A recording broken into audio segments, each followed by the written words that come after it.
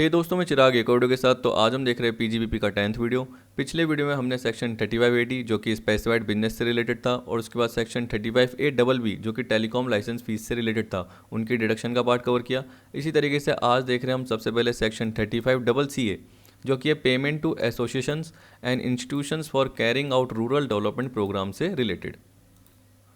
अब देखिए, सिंपल सा पार्ट है। यहाँ पे ये बोल रहा है कि एसएससी को डिडक्शन कब मिलती है। अगर वो इन संस्थाओं या संगठन को पे कर देता है या इन फंड में पे कर देता है, तो जो भी पेमेंट का पार्ट है वो एक्सपेंडिचर के फॉर्म में, डिडक्शन के फॉर्म में अलाउ हो जाएगा। ठीक है, तो यहाँ पे ये बोल रहा है where an assessee incurs any expenditure by way of payment of any sum to an association or institution which has as its object the undertaking of any program of rural development to be used for carrying out any program of rural development approved by the prescribed authority and the assessee furnishes a certificate from such association or institution। इसका मतलब क्या है कि assessee जो भी payment कर रहा है वो किसको कर रहा है, ऐसे एसोसिएशन या इंस्टीट्यूशन को कर रहा है जो कि गाँव के विकास से रिलेटेड प्रोग्राम को अंडरटेक करने का काम करते हैं। उनका ऑब्जेक्ट ही क्या है कि गांव के विकास से रिलेटेड प्रोग्राम को लेना। और वो प्रोग्राम किसने अप्रूव कर रखे हैं, एक प्रिस्क्राइब अथॉरिटी। प्रिस्क्राइब अथॉरिटी कौन सी होती है, CCIT, chief commissioner of income tax, या कमिश्नर ऑफ इनकम टैक्स भी बोल सकते हैं। या इसके अलावा ये भी बोल सकते हैं कि कोई ऑफिसर हो गया जो सेक्रेटरी से कम की रैंक का नहीं है, मतलब सेक्रेटरी है या उससे ऊपर चीफ सेक्रेटरी या और भी ऊपर पर्सन आ जाते हैं गवर्नमेंट के डिपार्टमेंट में, आपको पता है। तो गवर्नमेंट से रिलेटेड ये बोल रहा है कि वो सेक्रेटरी हो गया, गवर्नमेंट सेक्रेटरी की बात कर रहे हैं, या उससे ऊपर का जो भी ऑफिसर हो गया वो जनरली प्रिस्क्राइब अथॉरिटी में आएगा। और उसने जो प्रोग्राम अप्रूव कर रखा है वही एसोसिएशन या इंस्टीट्यूशन क्या कर रहा है, उसी प्रोग्राम को क्या कर रहा है, अंडरटेक कर रहा है। और उसका ऑब्जेक्ट ही है कि गांव का विकास करना। ठीक है, रोड बनाना, पुल बनाना, जनरली बोल सकते हो एजुकेशन से रिलेटेड स्कूल्स जो हो गए, हॉस्पिटल हो गए, ये सारे डेवलपमेंट का काम एक तरीके से ये एसोसिएशन या इंस्टीट्यूशन कर रहा है। तो एसएससी ने इनको पेमेंट किया, तो एसएससी को एक्सपेंडिचर के फॉर्म में ये अलाउ हो जाएंगे, इसमें ये बोल रहा है। ठीक है, और साथ में एसएससी को क्या करना पड़ेगा, एक सर्टिफिकेट भी मिलेगा, क्योंकि देखो आपने पेमेंट किया, आप एसएससी हो, आपने इन एसोसिएशन या इंस्टीट्यूशन को पेमेंट किया है, तो आपको क्या करना पड़ेगा, वो खर्चों के फॉर्म में दिखाना है। तो वो आपको इनकम टैक्स रिटर्न में उसकी क्या करनी पड़ेगी, सर्टिफिकेट को भी फर्निश करना पड़ेगा। तो सर्टिफिकेट कौन देगा, सामने वाला एसोसिएशन या इंस्टीट्यूशन आपको दे देगा। किसको, एसएससी को। फिर एसएससी क्या करेगा, जब भी अपनी रिटर्न भरेगा तो साथ में सर्टिफिकेट भी फर्निश करेगा। अब देखिए सेकंड में क्या बोल रहा है, टू एन एसोसिएशन और इंस्टीट्यूशन, एसएससी पेमेंट कर रहा है इन एसोसिएशन को या इंस्टीट्यूशन को, which has as its object the training of persons for implementing programs of rural development. तो आपको पता है कि ऊपर क्या बोल दिया कि ऐसी संस्था या संगठन जिसका ऑब्जेक्ट क्या है, गांव के विकास से रिलेटेड प्रोग्राम्स को अंडरटेक करना। अब इसी में पर्सन को ट्रेनिंग दी जा रही है। तो संगठन या संस्था का काम क्या है, गाँव के विकास से रिलेटेड जो भी प्रोग्राम है उनके लिए पर्सनस को ट्रेनिंग देना।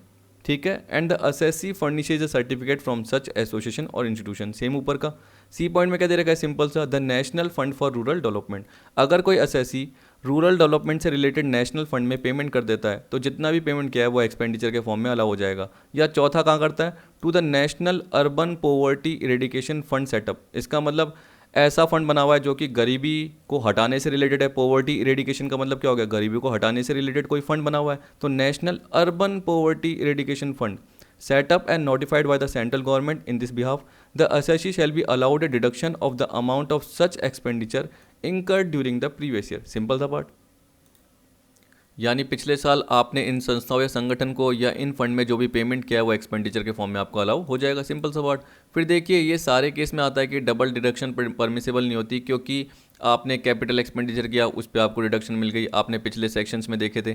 फिर आपको डबल डिडक्शन नहीं मिलती, चाहे कोई सा भी उसके बाद डिडक्शन अंडर सेक्शन, चाहे 80H की, 80RRB ऐसे आए। तो वैसे ही यहाँ पे भी ये बोल रहा है कि अगर आपने इस सेक्शन में डिडक्शन ले ली, ठीक है, तो बाद के जो भी साल में या आप उसी साल में बोल रहे हो तो आपको डिडक्शन नहीं मिलेगी। चाहे कोई सा भी प्रोविजन हो उसमें आपको डिडक्शन नहीं मिलेगी, क्योंकि आपने इस सेक्शन में डिडक्शन ले ली है। तो ये बोल रहा है where deduction under this section is claimed and allowed for any assessment year in respect of any expenditure, deduction shall not be allowed in respect of such expenditure under section 80G और any other provision of this act. तो ये नहीं कि वापस से आप deduction लेने लग जाओ, ऐसे नहीं मिलेगी। फिर देखिए बोल रहा है कि विड्रॉल ऑफ अप्रूवल। इसका मतलब ये होता है कि देखिए अभी मैंने क्या बताया, chief commissioner of income tax या कमिश्नर ऑफ इनकम टैक्स हो गया या गवर्नमेंट सेक्रेटरी या उससे ऊपर का रैंक का पर्सन क्या करता है, अप्रूव करता है प्रोग्राम को। और एक तरीके से प्रिस्क्राइब्ड एसोसिएशन या इंस्टीट्यूशन है जो कि इस प्रोग्राम को क्या कर रहा है, कवर कर रहा है या पर्सनस को ट्रेनिंग दे रहा है। लेकिन बाद में उनकी अप्रूवल क्या हो जाती है, विड्रॉ हो जाती है, उन्हें हटा दिया जाता है, अनअप्रूव कर दिया जाता है। तो आपने जो पेमेंट किया है क्या पता वो पेमेंट हट जाएगी क्या, नहीं। यानी जो आपने डिडक्शन ली है क्या पता वो आपकी इनकम का पार्ट बन जाएगी क्या, नहीं, ऐसा नहीं होगा। तो ये बोला deduction shall not be denied merely on the ground that subsequent to the contribution made by the SSC the approval granted to such program etc has been withdrawn। ऐसा नहीं होगा कि आपको डिडक्शन मिल गई उसके बाद क्या हो गया, सामने वाले इंस्टीट्यूशन एसोसिएशन की अप्रूवल क्या हो गई, डिसअप्रूव हो गई, तो आपके खर्चे भी डिसअप्रूव हो जाएंगे। ऐसा कुछ भी नहीं होगा, आपको जो डिडक्शन मिली है वो तो मिलती ही रहेगी, चाहे सामने वाला एसोसिएशन या इंस्टीट्यूशन डिसअप्रूव हो जाए, तो कोई फ़र्क नहीं पड़ता। अब देखिए ये बोल रहा है expenditure on agricultural extension project section 35CCC। अब देखिए छोटे छोटे, इसमें ज़्यादा समझाने की जरूरत नहीं है। यहाँ पे देखिए क्या बोल रहा है, where an assessee incurs any expenditure on notified agricultural extension project then weighted deduction of 150%। और देखिए असेसमेंट ईयर 21-22 से 100% हो रही है, तो मैंने आपको क्या बताया था, ज़्यादातर सारे केसेस में ही ऐसे एप्लीकेबल होता जा रहा है। जब पिछले से पिछले वीडियो में मैंने आपको बताया था कि एक केसेस में 150% है, और वहाँ पे भी मैंने बताया था कि असेसमेंट ईयर 21-22 से अब 100% होने वाली है, मतलब वेटेड डिडक्शन का पार्ट हट रहा है और ज़्यादातर केसेस में, सारे केसेस में नॉर्मल डिडक्शन ही आती जा रही है। अगला सेक्शन आएगा उसमें भी नॉर्मल डिडक्शन आई जाएगी। कब से? असेसमेंट ईयर 21-22 से। अभी हमारा चल रहा है असेसमेंट ईयर 2021, तो वेटेड डिडक्शन मिल सकती है। तो जब भी एग्जाम में आएगा, तो अगर असेसमेंट ईयर 2021 के लिए आए तो आप क्या बोलोगे, वेटेड डिडक्शन 150% है, और अगर असेसमेंट ईयर 21-22 या उसके बाद के लिए आए तो जनरली वेटेड डिडक्शन नहीं होगी और नॉर्मल डिडक्शन 100% ही होगी। ठीक है, double deduction is not permissible, same to same part है, पढ़ के देख लेना, कुछ भी नहीं है। तो कौन सा होना चाहिए, नोटिफाइड एग्रीकल्चरल एक्सटेंशन प्रोजेक्ट, याद रखना। फिर बोल रहा है expenditure on skill development project. अगर आप क्या करते हो, कंपनी, कोई भी कंपनी क्या कर रही है, एक्सपेंडिचर इंकर कर रही है किसी भी नोटिफाइड स्किल डेवलपमेंट प्रोजेक्ट पे, तो वेटेड डिडक्शन मिल जाएगी। और आपको पता है कि असेसमेंट ईयर 21-22 से वही 100% नॉर्मल डिडक्शन हो जाएगी। डबल डिडक्शन का पार्ट वही है, परमिसिबल नहीं है। ठीक है, अब देखिए इसके बाद बोल रहा है amortisation of preliminary expenses section 35D and rule 6AB। अब देखिए मैं ऊपर के पॉइंट जल्दी जल्दी इसलिए बताया क्योंकि वो नॉर्मल पॉइंट है, ज़्यादा आपको समझने की जरूरत नहीं है और इतनी बार मैंने आपको बता दिए, इसलिए मैंने उनको जल्दी कवर कर लिया। अब ये देख लेते हैं प्रीलिमिनरी एक्सपेंसेस का पार्ट। अब ये बोल रहा है कि प्रीलिमिनरी एक्सपेंसेस होते क्या हैं। देखिए प्रीलिमिनरी एक्सपेंसेस में कंपनी के स्टार्ट होने से पहले या बिजनेस के स्टार्ट होने से पहले के एक्सपेंसेस आते हैं, आपको पता है। तो यहाँ पे जनरली प्रोजेक्ट रिपोर्ट की बात कर रहा है, फिजिबिलिटी रिपोर्ट की बात कर रहा है, मार्केट सर्वे की बात कर रहा है, लीगल चार्जेस जो भी होते हैं, किसी एसएससी के बीच में और दूसरे पर्सन के बीच में कोई एग्रीमेंट हुआ तो उसको ड्राफ्ट किया तो उसके जो लीगल चार्जेस पे करने पड़े, कंपनी ने प्रोस्पेक्टस इशू करा तो उस केस में कंपनी क्या कर रही है, अंडर राइटर को कमीशन दे रही है, एडवर्टाइजिंग का खर्चा हो गया, प्रोस्पेक्टस का, प्रिंटिंग का खर्चा हो गया, मेमोरेंडम ऑफ एसोसिएशन हो गए, एमओए बोलते हैं, memorandum of association, article of association जिसको हिंदी में क्या बोलते हैं, मेमोरेंडम को बोलते हैं पार्षद सीमा नियम और आर्टिकल्स को बोलते हैं पार्षद अंतर नियम। तो उनको बनाने के, उनको प्रिंट करने के जो भी एक्सपेंडिचर हो गए वो सारे प्रीलिमिनरी एक्सपेंसेस में आएंगे। अब इनकी डिडक्शन कैसे मिलती है, 5 साल में, जब से आपने बिजनेस स्टार्ट किया है वो, या मान के चलिए पहले से आपका बिजनेस था, 3 यूनिट आपकी पहले से ही थी, आपने 1 यूनिट और स्टार्ट कर दी, तो 1 यूनिट से रिलेटेड जो प्रीलिमिनरी एक्सपेंसेस हुए हैं, क्योंकि आपको पता है कि 3 यूनिट तो पहले से ही हैं और उसके बाद के जो भी खर्चे होते हैं वो प्रीलिमिनरी नहीं कहलाते, क्योंकि वो तो कंपनियां चल ही रही है या वो आपकी अंडरटेकिंग तो चल ही रही है, लेकिन आपने एक और अंडरटेकिंग खोल दी। जैसे मैं बोल रहा हूँ कि आपका बिस्किट का काम था या डिओड्रेंट्स का काम था, ये भी था, इसके अलावा पल्सेस का भी काम था, तो आपने सोचा कि एक और पर्टिकुलर क्लोथ्स का बिजनेस खोल लेते हैं। तो उसके लिए आपने मार्केट सर्वे किया, प्रोजेक्ट रिपोर्ट बनाई और भी लीगल जो एक्सपेंस किए, तो वो सारे प्रीलिमिनरी एक्सपेंसेस का पार्ट आएंगे। तो जो भी आपके प्रीलिमिनरी एक्सपेंसेस एलिजिबल है, अभी मैं बताऊंगा कौन से एक्सपेंसेस एलिजिबल है, तो जो भी एलिजिबल है वो 5 साल में बढ़ जाएंगे और हर साल आपको कैसे मिलेगा, इंटू 1/5 इस तरीके से इक्वल इंस्टॉलमेंट में डिडक्शन मिलेगी। तो तभी यहाँ पे बोल रखा है अमोर्टाइजेशन ऑफ प्रीलिमिनरी एक्सपेंसेस, क्योंकि वो 5 पार्ट में राइट ऑफ हो जाते हैं। तो यहाँ पे देखिए सबसे पहले ये बोल रखा है Following expenses are known as preliminary expenses. Expenses in connection with preparation of project report, preparation of feasibility report, conducting market survey or any other survey necessary for the business, engineering services related to the business। ये आ गया, ठीक। अब देखिए यहाँ पे बोल रहा है note above work must be carried on by the assessee himself or by a concern which is approved by the board। ये आ गया। फिर दूसरा पॉइंट बोल रखा है आपको legal charges for drafting any agreement between the assessee and any other person for any purpose related to the setting up or conduct of business of the assessee। ठीक, अब ये नॉर्मल पार्ट है कि आपने क्या करा, असेसी ने और किसी और पर्सन ने जब एग्रीमेंट किया तो उसको ड्राफ्ट किया होगा, तो उसको ड्राफ्ट करने के लिए लॉयर को जो भी लीगल एक्सपेंसेस पे किए होंगे वो पार्ट आ गया। वैसे ही बोल रहा है कि legal charges for drafting and printing of MOA, मैंने बताया, and AOA. In case of company SSC only, क्योंकि अगर कोई फर्म है तो उसको ये जनरली बनाना ज़रूरी नहीं होता, उसकी तो क्या बनती है, पार्टनरशिप डीड हो जाती है या कोई एग्रीमेंट हो गया, तो उस पर जनरली लीगल चार्जेस इसमें ही आ जाते हैं। तो ये बोल रहा है कि जब ये कंपनी है तो तब एमओए के ड्राफ्टिंग और प्रिंटिंग के लीगल चार्जेस या आर्टिकल ऑफ एसोसिएशन के जो भी लीगल चार्जेस होते हैं वो आ जाएंगे। Fourth, registration fees under provision of companies act 1956 in case of company SSC only, ये बोल दिया। ठीक है, वैसे तो आप बोल सकते हो कि कंपनीज एक्ट 2013 के अकॉर्डिंग ऐसे बोल सकते हो। Fifth, expenses in connection with public issue of share in और डेवेंचर ऑफ द कंपनी। ठीक है, ये बोल रहा है expenses in connection with public issue of share और debentures of the company being underwriting commission, brokerage and charges for drafting, typing, printing and advertisement of prospectus. तो मैंने आपको ये बताया कि जब भी कंपनी क्या करती है, प्रोस्पेक्टस इशू करती है तो उसका एडवर्टीजमेंट कर रही होगी, प्रिंटिंग के खर्चे आएंगे, उसको ड्राफ्ट करने के, टाइप करवाने के खर्चे आएंगे, इसके अलावा शेयर इशू करेगी, डेवेंचर इशू करेगी तो अंडर राइटिंग कमीशन लगेगा, ब्रोकरेज लगेगी। तो किसके केस में, कंपनी एसएससी के केस में।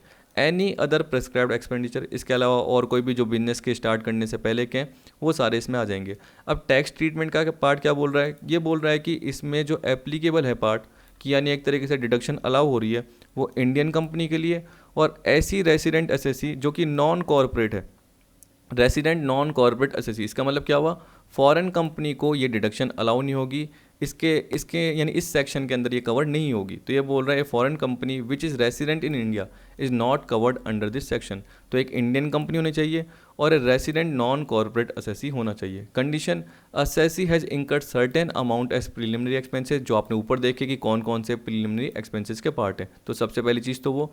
फिर दूसरा देखिए ये बोल रहा है पर्पज ऑफ एक्सपेंस।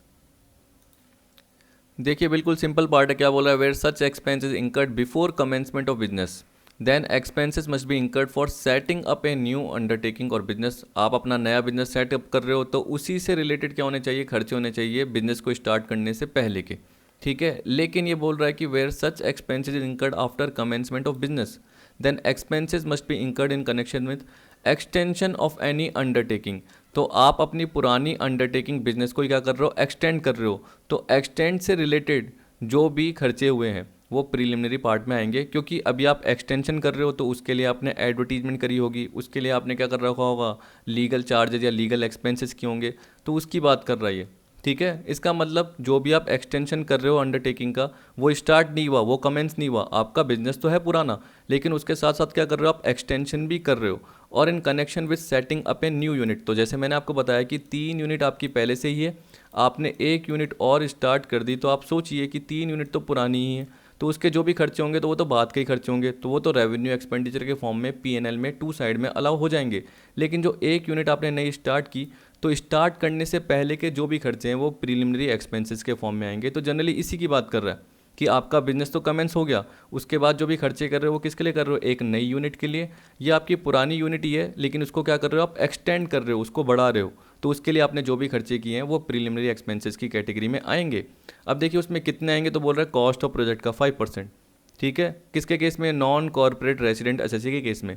और अगर एक इंडियन कंपनी है तो कॉस्ट ऑफ प्रोजेक्ट या कैपिटल एम्प्लॉयड उसका जो भी 5% निकलेगा, दोनों में से जो भी हायर है वो आएगा। अभी देखिए पढ़ के बता देता हूँ, ये बोला report of A chartered accountant in case of non corporate SSC and audit report from A chartered accountant should be submitted along with the return in which such expenditure was first claimed. आपको बताया कि मैंने आपको ये बोला कि 5 period में आप क्या करोगे, क्लेम लोगे। जैसे मान के चलिए कि प्रीलिमिनरी एक्सपेंसेस 1 लाख है और जिस साल आपने बिजनेस स्टार्ट किया तो 1 लाख अपॉन 5 करके 20,000 पहले साल लोगे क्लेम। तो ये बोल रहा है कि जिस साल पहले साल क्लेम लिया तो वो नॉन कॉर्पोरेट एसएससी क्या करेगा, ऑडिट रिपोर्ट जो भी होगी चार्टर्ड अकाउंटेंट से रिलेटेड सबमिट करेगा अपनी इनकम टैक्स रिटर्न के साथ, ये बोल रहा है। ठीक है, कब, जब उसने पहले एक्सपेंडिचर, सबसे पहले एक्सपेंडिचर क्लेम किया होगा। फिर बोल रहा है total preliminary expenses eligible for deduction maximum amount in case of non corporate resident SSC 5% of the cost of the project. तो देखिए कॉस्ट ऑफ प्रोजेक्ट का मतलब क्या है वो मैंने नीचे कवर कर रखा है। कॉस्ट ऑफ प्रोजेक्ट में जनरली क्या आएगी आपकी, देखिए इसमें building, plant, machinery, furniture, land, ये सारे पार्ट जनरली इसमें आ ही जाएंगे कॉस्ट ऑफ प्रोजेक्ट में। तो उसका 5% क्या होगा, एलिजिबल होगा प्रीलिमिनरी एक्सपेंसेस के लिए। पर आप बोलेंगे कि सर जैसे कॉस्ट ऑफ प्रोजेक्ट तो आप क्या बात कर रहे हो, न्यू बिजनेस से रिलेटेड बोल रहे हो कि नया बिजनेस करा तो उससे रिलेटेड जो भी नई मशीनरी, प्लांट, ये सब कुछ होगा, क्योंकि हम किसकी बात कर रहे हैं कि बिजनेस स्टार्ट करने से पहले के जो भी खर्चे वो प्रीलिमिनरी है। लेकिन अगर पुराना बिजनेस है, जैसे आपने बताया कि 3 यूनिट है, तो एक और नई यूनिट क्या करी आपने सेटअप करी, यानी 3 यूनिट तो आपके पास थी और एक और नई यूनिट आपने सेटअप करी। तो नई यूनिट के लिए आपको पता है कि मशीनरी की ज़रूरत होगी, फर्नीचर की ज़रूरत होगी, क्या पता बिल्डिंग की भी ज़रूरत हो, क्योंकि आप अलग से एक जगह उसको सेटअप कर रहे हो। तो बिल्डिंग, मशीनरी, फर्नीचर उस नई यूनिट के लिए है, वो जनरली कॉस्ट ऑफ प्रोजेक्ट का पार्ट कहलाएगा। आपने बोला कि सर हमारी तो एक ही बिल्डिंग थी और हमने क्या करा, अपनी अंडरटेकिंग का एक्सटेंशन किया, एक और नई यूनिट सेटअप नहीं करी। यानी कहने का मतलब दो चीज़ें हम बनाते थे, एक और तीसरी जो गुड्स हैं वो बनाने लग गए उसी पर्टिकुलर बिल्डिंग में। तो उसी तीसरी गुड्स के लिए जो आपने मशीनरी खरीदी होगी, जो एक्स्ट्रा एक्सपेंडिचर किए होंगे, जो कि कैपिटल के फॉर्म में होंगे, तो वो कॉस्ट ऑफ प्रोजेक्ट में आ जाएंगे। ऐसी बात कर रहा है, ठीक है। तो अभी देखिए नीचे आपको कवर कर रखा होगा, तो यहाँ पे एक बार ये पढ़ लेते हैं। ये बोल रहा है 5% ऑफ कॉस्ट ऑफ प्रोजेक्ट, फिर बोल रहा है in case of Indian company 5% of cost of project और 5% of capital employed whichever is higher. 5% of cost of project और capital employed whichever is higher, generally इसकी बात कर रहा है और ये आपको प्रिलिमिनरी एक्सपेंसेस के फॉर्म में आ जाएगा। फिर देखिए डिडक्शन की बात कर रहा है, तो इसमें क्या बोल रहा है, 1/5 of the total eligible preliminary expenses. आपने कॉस्ट ऑफ प्रोजेक्ट का 5% निकाला, मान के चलिए कि आपकी कॉस्ट ऑफ प्रोजेक्ट थी 10 लाख, तो 10 लाख का 5% आ गया 50,000। तो ये 50,000 एलिजिबल है, इसका 1/5 यानी 10,000 रुपीज़ वो कब अलाउ होगा, जब आपका बिजनेस जो है वो कमेंस हुआ है, नई यूनिट आपने क्या करी है, स्टार्ट की है, ऐसा हो गया, या आपने एक्सपांड की है, या आपने क्या कर रखा है, प्रोडक्शन या बिजनेस के जो भी ऑपरेशन है जब से स्टार्ट किए। तो ये बोल रहा है 1/5 of the total eligible preliminary expenses allowed in 5 equal annual instalment starting from the year in which the business commences और यूनिट एक्सपांडेड और the new unit commences production और ऑपरेशन। या नई यूनिट ने क्या कर रखा है, प्रोडक्शन स्टार्ट किया या ऑपरेशन करना स्टार्ट कर दिया, ठीक है। तो यहाँ पे देखिए कॉस्ट ऑफ प्रोजेक्ट में आपको दे रखा है, in case of new business actual cost of fixed asset being land, building, leasehold, plant machinery, furniture, fittings and railway sidings आ गया, which are shown in the books of assessee as on the last day of previous year in which the business commences. जैसे मैं बोलता हूँ कि 1/5/19 से business start हुआ, तो 31 मार्च 20 को जो ये जितनी भी एसेट दिखा रखी है उसकी एक्चुअल कॉस्ट की बात कर रहे हैं ना, actual cost of fixed asset which are shown in the books of assessee as on the last day of previous year in which the business commences, ठीक है। तो प्रीवियस ईयर किसकी बात कर रहा है आपकी, तो देखिए यही बोल रहा है कि जिस प्रीवियस ईयर में बिजनेस कमेंस हुआ है उसके लास्ट डे की बात कर रहा है, यानी 31 मार्च 20 की बात कर रहा है। जैसे अगर मैंने एग्जांपल आपको बताया कि 1/5/19 को मैंने क्या करा, अपना बिजनेस कमेंस किया, तो 1920 के अकॉर्डिंग 31 मार्च 20 को जो भी एक्चुअल कॉस्ट ऑफ फिक्स्ड दिखा रहा है उसका आपका 5% निकल के आ जाएगा। अब देखिए बोल रहा है कि अगर एग्जिस्टिंग बिजनेस है तो उस केस में देखिए एग्जिस्टिंग बिजनेस की एसेट नहीं लेनी फिक्स्ड, आपने जो भी एक्सपांशन किया, एक्सटेंशन किया है उसका पार्ट देखना है, या आपने कोई नई अंडरटेकिंग एस्टेब्लिश की है जिसमें प्रोडक्शन स्टार्ट हो गया या ऑपरेशन स्टार्ट हो गया है, उस केस में आपको फिक्स्ड एसेट का पार्ट कंसीडर करना है, पुरानी वाली नहीं देखनी। तो यहाँ पे यही बोल रहा है actual cost of fixed asset being land, building, leaseholds, plant, machinery, furniture, fitting and railway sidings, वही दे रखा है, which are shown in the books of the SSC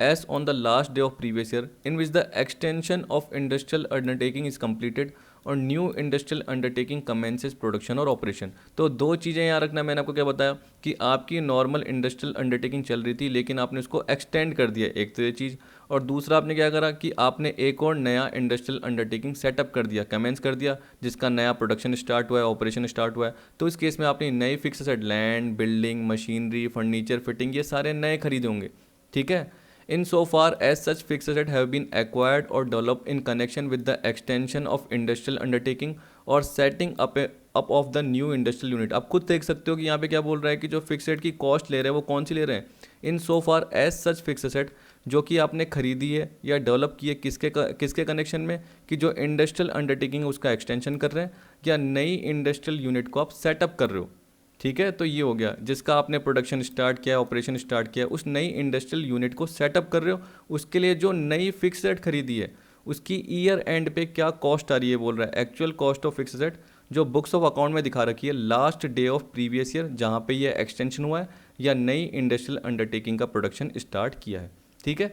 अब देखिए इसके बाद कैपिटल एम्प्लॉयड भी दे रखा था, इस वाले केस में आपने देखा होगा in case of Indian company 5% of cost of project और capital employed which is higher. तो इस केस में हमें ये भी देखना पड़ेगा। देखिए ये बोल रहा है capital employed.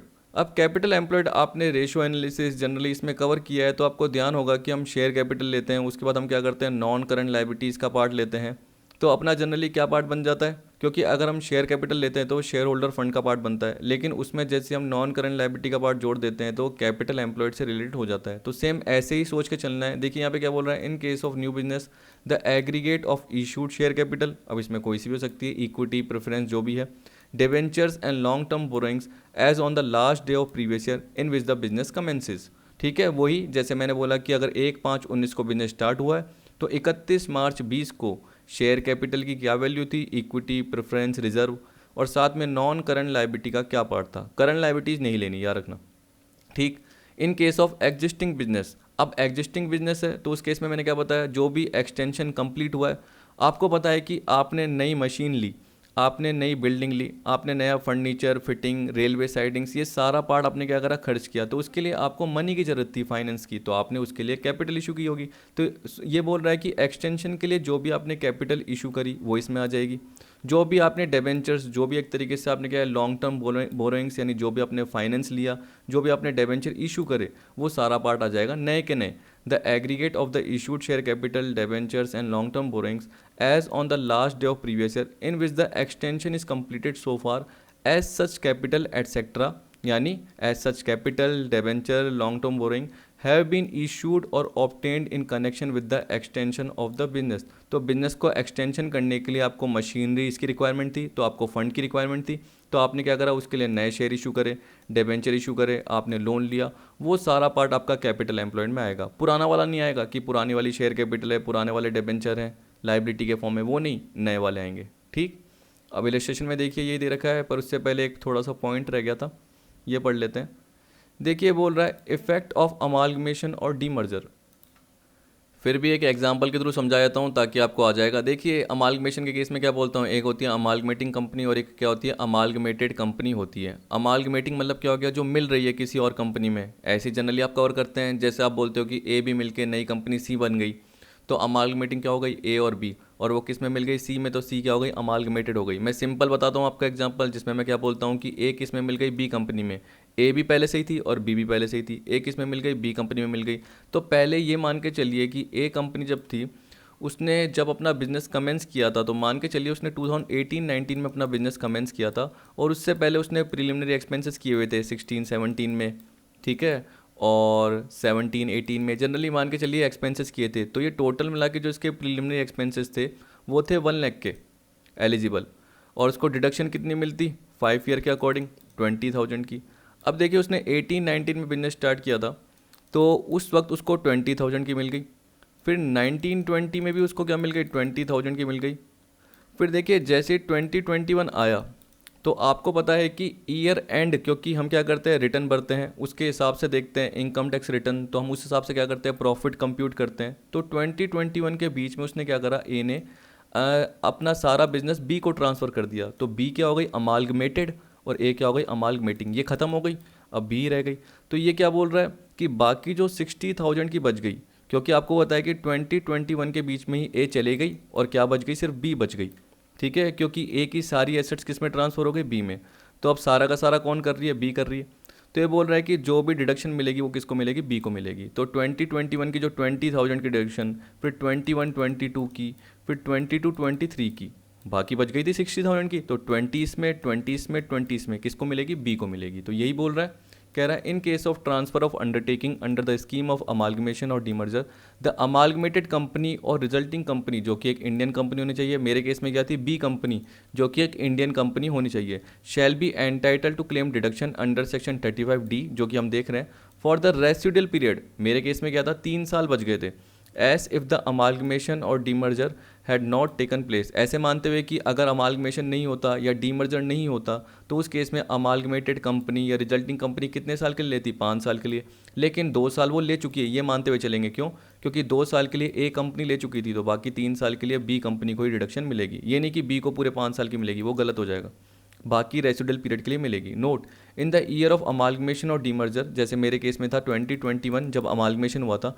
Deduction shall be available to amalgamated company और resulting company as the case में भी। तो मैंने क्या बताया, 2021 बीच में जब भी क्या हुआ, अमालगमेशन या डीमर्जर हुआ था, तो किसको मिली थी, बी को मिली थी डिडक्शन। कितने साल की, बाकी 3 साल की, क्योंकि रेसिडुअल पीरियड की देखेंगे। सिंपल सा बात। तो ये हो गया ख़त्म।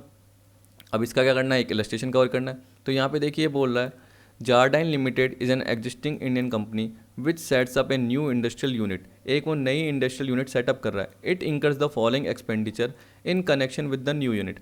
यहाँ पे पर्टिकुलर्स में आपको दे रखा है preparation of project report 4 lakh के, मार्केट सर्वे दे रखा है 5 लाख का, legal and other charges for issue of additional capital required for new unit 2 lakh rupees, ये आ गया। तो टोटल मिला के प्रीलिमिनरी एक्सपेंसेस 11 लाख दे रखे हैं। The following further data is given. आपको कॉस्ट ऑफ प्रोजेक्ट दे रखा है 30 लाख और कैपिटल एम्प्लॉयड दे रखा है इन द न्यू यूनिट कितना है 40 लाख की दे रखी है। सिंपल सा बात। तो मैंने क्या बताया था आपको, ये कौन सी कंपनी है, देखिए जारडाइन लिमिटेड है, ये एक इंडियन कंपनी है। इंडियन कंपनी के केस में मैंने आपको ऊपर बताया था कि सबसे पहले जो भी एलिजिबल प्रीलिमिनरी एक्सपेंसेस है वो किसका पार्ट निकलेगा, कॉस्ट ऑफ प्रोजेक्ट का 5%, कह रहा है ना मैक्सिमम अमाउंट। तो याद रखना प्रीलिमिनरी एक्सपेंसेस आपको दे रखा है और मैक्सिमम इतना ही मिलेगा, कॉस्ट ऑफ प्रोजेक्ट का 5% या कॉस्ट ऑफ प्रोजेक्ट का 5% या कैपिटल एम्प्लॉयड का 5% विच इज़ हायर। यानी इसको ऐसे बोल सकते हैं, देखिए प्रीलिमिनरी एक्सपेंसेस और ये 5% ऑफ कॉस्ट ऑफ प्रोजेक्ट या 5% ऑफ कॉस्ट ऑफ प्रोजेक्ट और capital employed which is higher, जो भी अमाउंट निकला उन दोनों में से जो कम हो वो जनरली क्या है प्रीलिमिनरी एक्सपेंसेस के फॉर्म में होगा। अभी देखिए आपको पता चल जाएगा कैसे, मैं इलस्ट्रेशन में बता देता हूँ। क्योंकि क्या होता है कि जब आप थ्योरेटिकल पार्ट पढ़ते हो तो आपको 50 से 60% ही समझ में आता है। जैसे आप क्वेश्चन देखते हो तो उसके बाद आपको पूरा जो भी पार्ट है वो प्रॉपर समझ में आ जाता है। क्योंकि यहाँ पे देखिए कॉस्ट ऑफ प्रोजेक्ट कितनी है 30 लाख, कैपिटल एम्प्लॉयड कितनी है नई यूनिट में 40 लाख की है। देखिए तो आपको क्या करना है, सिर्फ सीधी सी बात है 30 लाख और 40 लाख। आपको पता है कि यहाँ पे 40 लाख ज़्यादा है तो 40 लाख का 5%, क्योंकि हमने क्या बोला ये एक इंडियन कंपनी है जारडाइन लिमिटेड और यहाँ पे जो आपको दे रखा है वो दोनों पार्ट दे रखा है। तो कॉस्ट ऑफ प्रोजेक्ट और कैपिटल एम्प्लॉयड उसका जो 5% है विच इज़ हायर की बात कर रहा है। तो देखिए याद रखना कि 30 लाख का 5%, 40 लाख का 5% ऐसे भी निकाल सकते हो, या आपको पता है कि दोनों में से क्या ज़्यादा है, 40 लाख ज़्यादा है तो 40 लाख का 5% निकालिए 2 लाख आ जाएगा। अब ये 2 लाख है तो ये मैक्सिमम रेस्ट्रिक्शन है, सॉरी मैक्सिमम डिडक्शन है, इससे ज़्यादा नहीं मिल सकती। तो 11 लाख और 2 लाख, 11 लाख जो आपको दे रखी है प्रीलिमिनरी एक्सपेंसेस जो रियल में किए गए हैं, या 2 लाख विच इज़ लोअर, क्योंकि मैंने क्या बताया ये मैक्सिमम है, इससे ज़्यादा नहीं मिल सकती। आपको पता है कि अगर आपका कैलकुलेशन के बाद जो पार्ट है मान के चलिए 15 लाख आता, क्या था 15 लाख आता, तो 11 लाख और 15 lakh which is lower 11 lakh, क्योंकि ये जो अमाउंट है वो मैक्सिमम अमाउंट है। अभी जो हमारा मैक्सिमम अमाउंट आ रहा है वो है 2 लाख, तो 11 और 2 विच इज़ लोअर, याद रखना। तो पहले आपको क्या करना है, जो मैक्सिमम अमाउंट है वो निकाल लेना है जो कि 5% होगा। फिर आपको देखना है कि जो एक्चुअल प्रीलिमिनरी एक्सपेंस है उससे कंपेयर करो और दोनों में से जो लोअर होगा वो आपको ले लेना है। तो यहाँ पे हम बोलेंगे कि जो एलिजिबल प्रीलिमिनरी एक्सपेंसेस है वो 11 लाख नहीं है, वो सिर्फ 2 लाख है। कितने हैं, 2 लाख। तो यहाँ पे देख सकते हैं 30 और 40 आपको दे रखा है। Eligible preliminary expenditure being minimum of the following, actual expenditure 5% of A यानी cost of project, 5% of B यानी capital employed which is higher. तो आप ऐसे बोल सकते हो 5% ऑफ ए और बी विच इज़ हायर, मतलब 30 और 40 लाख, 40 लाख का 5% कितना निकल के आ गया, 2 लाख निकल के आ गया।